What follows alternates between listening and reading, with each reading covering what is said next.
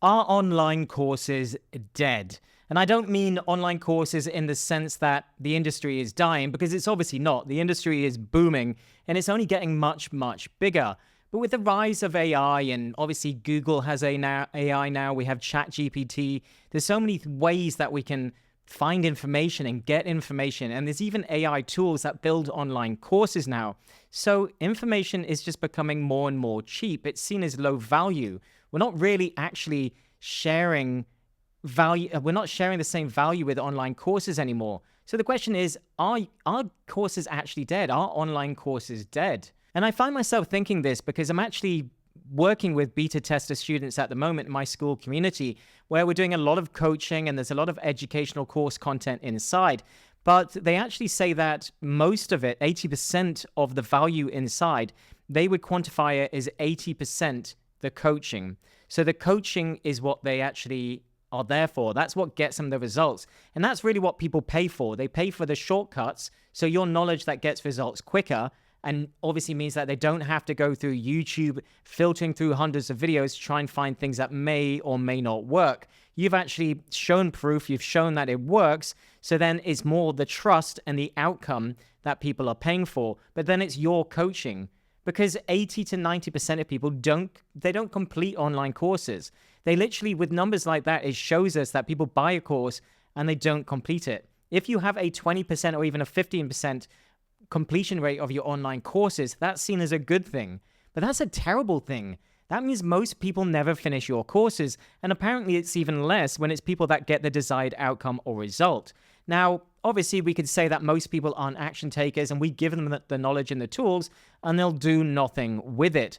But I don't know if that's true, and I don't think that's the best way of looking at this growth industry. The industry is getting bigger, how we learn is changing, so how we have to create online courses is changing. And I think people value their time even more than ever, and it's why we're seeing the rise of sort of coaching in communities where people want bite-sized pieces of information. My beta students say that they love the courses for referring back to because it saves them the time going through YouTube and having to go to YouTube and find information and everything else. So it's more like just cataloging the right thing for them to refer back to later on when they get stuck on wanting to do a particular thing. But otherwise, it's the motivation and accountability. And that's really the thing that you're doing. We generally know what we need to do to succeed, unless it's something very technical. Unless you're learning how to be a doctor or a lawyer, then we generally know a lot of what we should be doing. We understand most of the things. We know what we generally need to do to get fit. We know what we generally have to do to make money. We know what we generally have to do to start a business. It's just some of the logistics and the little bits that trip us up and can completely mess us up. So it is important to get mentors and coaches and education and everything else, because it is a shortcut.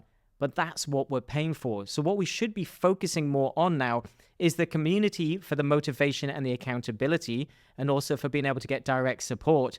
But then it's the coaching part also for accountability, but to help you with those struggles and the bottlenecks and to get out of your own way, and for someone to point out the obvious. I will work with people who aren't further along with me because as long as they're in the same level, at least, even in that particular niche, they can point out things that I can't see because I'm inside it. We can be the most knowledgeable person, and people that have less knowledge than us can see the obvious that we can't see. So having that person, having that sort of 10,000-foot view is incredibly valuable. So this is something that we need to look at. And I think now moving forward, online courses as we knew it in the sort of standard format moving through is pretty much dead, or at least seen as low value. So if you want to automate something and a particular result that gets a small result and it's a low ticket course, it's on platforms like Udemy, then sure, by all means, it is fine. It's low value, cheap courses. But if you want to create an online course that actually makes you money and gets people results, then you need to do more of the delivery, more done with them, or in some cases, which is more of an agency style, done for them. So you want people to able to get that shortcut, that coaching, and that accountability. So it's worth thinking about that. Really, the actual information itself is no longer that valuable. It is the accountability, the community, the support, and everything else that goes with it that people really want. And I think accountability is the big one these days, because we're so distracted by a busy world of everything that we see going on. So it's really difficult to sort of stay motivated, stay on track, We get shiny object syndrome. We keep spinning our wheels on things. When we're unsure, we've got doubts, we can't move forward. So it really is just having someone to hand, or even a community of people that you can ask to say, is this right? Is this okay? And to get that real-time feedback. That's what people want. So it's the shortcut and the end result that people are paying for. So I think you should start trying to structure your online courses to tap into that and the way things are changing. Because if we can now ask AI for anything and get answers for it, then it's no longer going through YouTube and going through Google and everything else to try and find the answers. We can ask ChatGPT and it will tell us what we need to know.